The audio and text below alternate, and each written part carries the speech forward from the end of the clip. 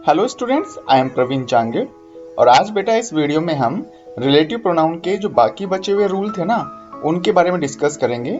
जैसा कि बेटा आपको पता है, इससे पिछले वाले वीडियो में मैंने आपको रिलेटिव प्रोनाउन के 5 रूल्स के बारे में बताया था। आज बेटा हम रूल नंबर 6 से 10 तक के बारे में डिस्कस करेंगे। तो चलिए बेटा बिना देरी के शुरू करते हैं। तो बेटा रूल नंबर 6 हमें ये कहता है कि ऑल का यूज यदि आपको किसी व्यक्ति के लिए करना है, मतलब लिविंग बीइंग के लिए करना है, तो आप वहां पर हु का यूज करिए। जबकि ऑल का प्रयोग यदि आप किसी नॉन लिविंग या वस्तु के लिए कर रहे हैं तो बेटा आपको वहां पे दैट का यूज करना होगा। तो बेटा इस रूल को हम एग्जाम्पल के थ्रू बहुत अच्छी तरह से समझ सकते हैं। फर्स्ट एग्जाम्पल में है all which glitters is not gold. तो बेटा यहाँ पर देखिए ऑल का यूज किसके लिए हो रहा है? नॉन लिविंग थिंग के लिए। यहाँ पे लिखा हुआ है गोल्ड। तो यहाँ पर बेटा ऑल के बाद में विच का प्रयोग नहीं होगा।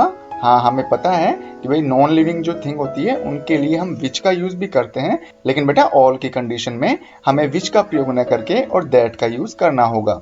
इसी तरह से सेकंड एग्जांपल में है all that are interested in playing game can fill the form. इसका हिंदी अर्थ है बेटा कि वो सभी जो गेम को खेलने में इंटरेस्ट रखते हैं वो फॉर्म भर सकते हैं। तो बेटा यहाँ पर बात हो रही है लिविंग बीइंग की, क्योंकि जो गेम खेलते हैं वो बेटा लिविंग बीइंग ही तो खेलते हैं। तो इसीलिए यहाँ पर ऑल का यूज किसके लिए हो रहा है? सजीव संज्ञा के लिए हो रहा है। इसलिए बेटा यहाँ पर दैट का यूज न होकर और किसका यूज होना चाहिए था? हु का। इसी तरह से यदि रूल नंबर 7 की बात करें तो रूल नंबर 7 कुछ इस तरह से है। प्रीपोजिशन के बाद में दैट का प्रयोग न होकर आवश्यकता अनुसार हु या विच का प्रयोग किया जाता है।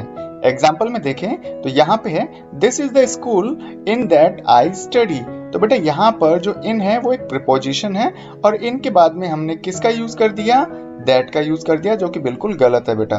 तो यहाँ पर हु, हुम, हुज और विच इन चारों में से किसी का भी यूज कर सकते हैं, लेकिन बेटा मैंने यहाँ पे विच का यूज क्यों किया? क्योंकि बेटा हम यहाँ पर जो रिलेटिव प्रोनाउन विच का यूज कर रहे हैं वो किसके लिए प्रयोग किया जा रहा है? स्कूल के लिए, और स्कूल हमेशा बेटा निर्जीव चीज होती है। इसी तरह से सेकंड एग्जांपल में है those are the students to which I taught English. तो बेटा यहाँ पर हिंदी अर्थ करने पर इसका पता चलता है कि वो विद्यार्थी हैं जिनको कि मैंने इंग्लिश पढ़ाया था। तो बेटा यहाँ पर विच का प्रयोग गलत है, क्योंकि बेटा प्रीपोजिशन के बाद में हमने विच का प्रयोग कर तो दिया, लेकिन बेटा ध्यान देने की बात यहाँ पे ये है कि आपको यहाँ पे विच का प्रयोग न करके और हुम का प्रयोग करना है, क्योंकि बेटा हु, हुज, हुम तीनों का प्रयोग सजीव संज्ञा के लिए होता है। और यहाँ पर जो रिलेटिव प्रोनाउन है हुम वो किसके लिए आया है? स्टूडेंट के लिए, और स्टूडेंट बेटा यहाँ पे क्या है? सजीव संज्ञा है बेटा। ठीक इसी तरह से बेटा रूल नंबर 8 हमें कहता है कि ये जो आपको शब्द दिख रहे हैं ना बेटा, इन शब्दों के बाद में हमेशा रिलेटिव प्रोनाउन के रूप में हम दैट का प्रयोग करते हैं। अब वो शब्द बेटा no, none, nothing, nobody, little, a little, the little, few, a few, the few, the only, the same. अब बेटा देखो ये देखने में तो ऐसे लग रहे हैं बहुत सारे शब्द हैं, लेकिन थोड़ी सी अगर अपन ट्रिक अपनाए ना तो ट्रिक कुछ इस तरह से है बेटा कि नो से रिलेटेड जो भी शब्द हैं वो भी इस नियम में आएंगे। जैसे नो, ऐसे नन, नन में भी नो आ रहा है, नथिंग में भी नो आ रहा है और नोबडी में भी नो आ रहा है। इसी तरह से लिटिल से रिलेटेड जो भी शब्द हैं अ लिटिल, द लिटिल भी आएंगे, few, a few, the few.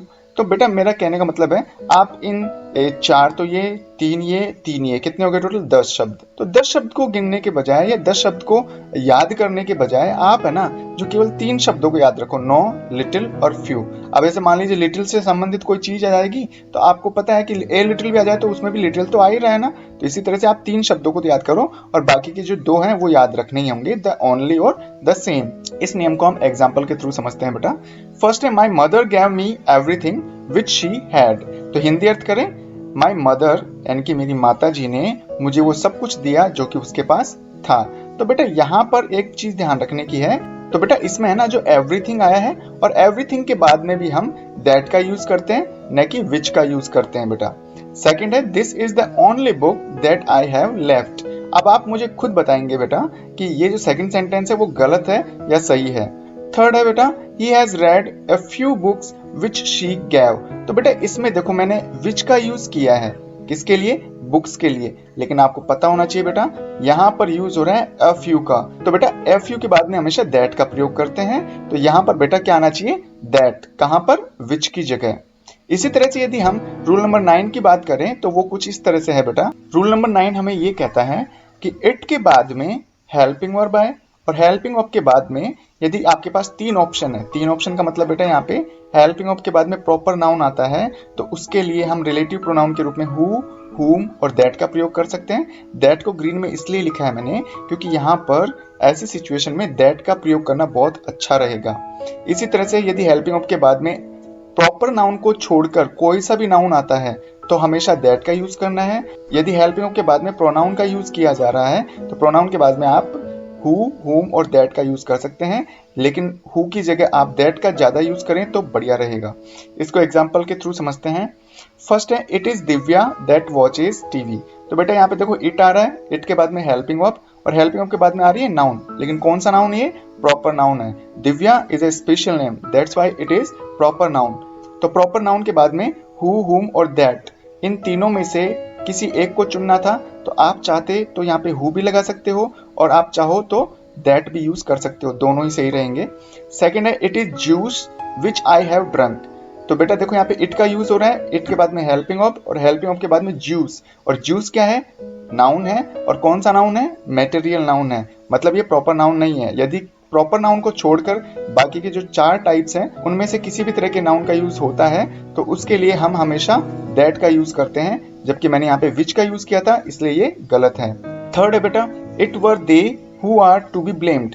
तो बेटा यहाँ पर भी इट का प्रयोग किया जा रहा है, इट के बाद में हेल्पिंग वर्ब का प्रयोग, और हेल्पिंग वर्ब के बाद में बेटा यहाँ पे दे आ रहा है जो कि क्या है? एक प्रोनाउन है, और इसलिए यहाँ पर आप हु का प्रयोग कर सकते हो और आप चाहो तो दैट का प्रयोग भी कर सकते हो। इस तरह से ये सेंटेंस बिल्कुल सही रहेंगे।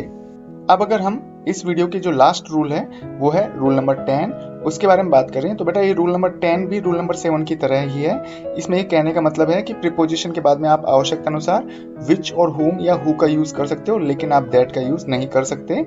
जैसे एग्जाम्पल में देखने पर पता चलता है कि this is the student to that I have given my notebook. ये वो विद्यार्थी है जिसको कि मैंने मेरी नोटबुक दी थी।